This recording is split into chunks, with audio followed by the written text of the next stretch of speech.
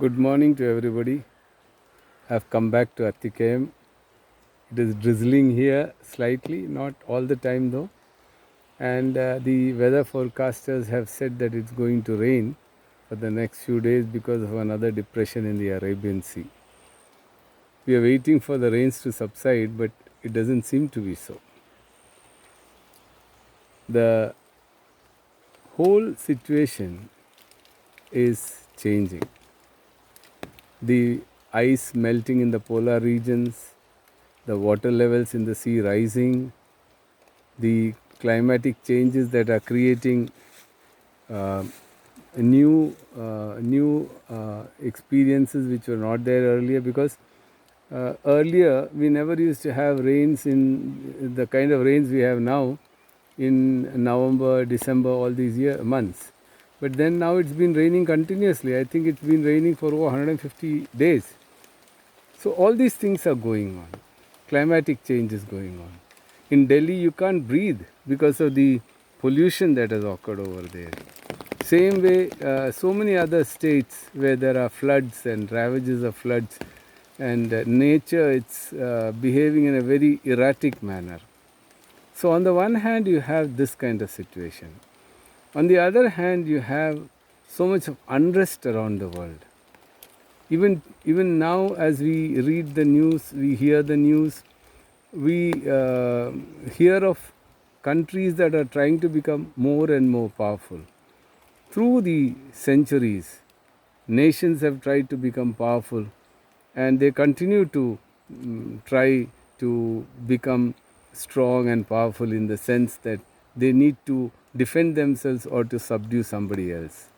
Religion is also being used as a tool in all this. All of this is going on with some purpose in mind, ultimately to rule the world, or ultimately to prove your majority, or even at times it is because of fear that somebody would do something to us. In fact, a lot of persons of the people of faith in Christ keep being afraid that the others would harm us, would prevent us, and it's happening also. It is not that it is not happening. But these are all questions that have to bring new thoughts into our minds. Is it something that because we have faith, these things will not happen? And if they do happen, does it mean that we have to be afraid? That is a question. Jesus says in the Sermon on the Mount, "Blessed are the meek, for they shall inherit the earth." Blessed are the meek, for they shall inherit the earth. Meekness has been considered to be a sign of weakness in most of our societies. People who are meek or gentle or humble are thought of as people who don't have strength, who don't have spine. And spine is only when you are able to react physically, or when you are able to fight back and stand your ground in that sense at a physical level. Otherwise, you are considered to be a jellyfish or a person who doesn't have any spine. Unfortunately, this is not correct. This attitude is not correct.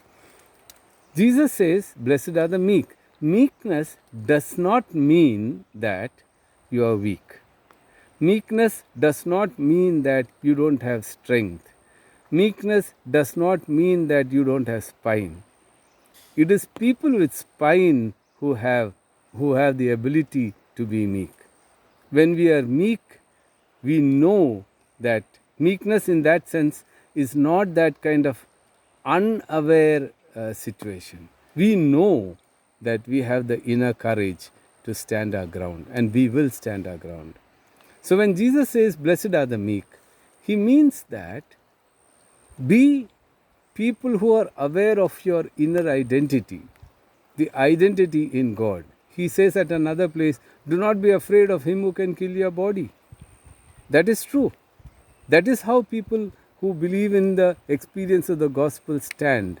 This is the experience of people like Graham Staines, people like Mother Teresa, Father Stan Swami. All these people stood their ground because they are meek. not because they are people without spine. They stood their ground for something that they believe in, and that is the faith in God. Remember one thing, we have to be aware that we are called to be the light to the world. Called to be the light to the world means we need to have that inner source of power that comes from God. Jesus says, "Come unto me, all ye that are burdened and heavy laden, and I shall give you rest." He says further, "I am meek." He calls himself meek. In fact, Jesus is considered the most meek person in the universe. He stood his ground, allowed himself to be crucified. And that is the example that we have. There are nations that supposedly stand for Christ and want to be the most powerful nation on earth. There are politicians who promote that kind of thinking. That is totally unlike the experience of Christ. It is the power of a nation is not in its ability to use its nuclear weapons or its armies or its highest level of technology to rule the world, to overpower others. That is not the strength that Jesus talks of. That is not the strength that nations in Christ should have. Nations in Christ need to have the strength to stand their ground in the experience of love that comes from God. The knowledge that we are children of God and ultimately God is in control. Nobody, no single person, no nation on earth can ever bring this down to any level with whatever power they may have. Today in the world, China and America are at loggerheads with each other at one level or another because China is trying to overtake US and US is trying to keep its power level as a nation that can be stronger than the other. Is that the experience of Christ? I don't want to criticize any nation, but I definitely would like to think that our faith is different. The faith of Christ, the meekness of Christ is something that we are called to live in this world, both as nations as individuals, in society in the society in which we live. What is the worst thing that anybody can do to us? They can kill us, they can decimate us, they can destroy us. But can they remove love from us? Can they remove compassion from us? Can they remove kindness from us? Can they remove the fruit of the Spirit from us? This is something we need to ask ourselves. Come unto me, all ye that are burdened. We have this burden for the world. And this world needs the salvation that God offers through Jesus Christ. And that is what we carry. And we are not ashamed of that. I am not ashamed of that because we are not supposed to be ashamed of that. The Lord is calling us to be the meek of the world. We may be killed, we may be decimated, but nobody can remove love. And ultimately, who is in control? God is in control. Nothing can happen to us without the knowledge of God. And if it happens, God has allowed it. Let us not be afraid. Let us not be cowards who wield the sword. Let us not be cowards who use money power and political power to become something that God does not want us to be. The faith of Christ is not based on political power. The faith of Christ is not based on the sword. The faith of Christ is based on the power of the love of God, and that is what we have to share. Unfortunately, people of faith are missing this point. People of faith are missing the fact that we are the children of God who are under the shadow of His wings, and we are called to proclaim this love.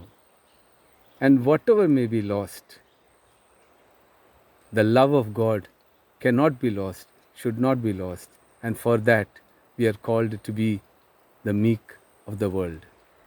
Only the meek of the world could survive. So the next question is, how can you inherit the world, the earth? Blessed are the meek, for they shall inherit the earth.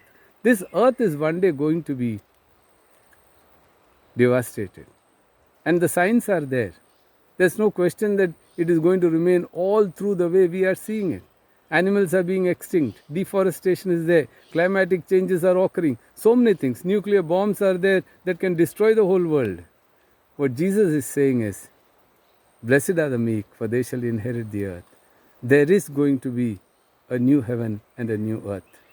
That is our faith. The new heaven and the new earth is a different dimension from what we have seen.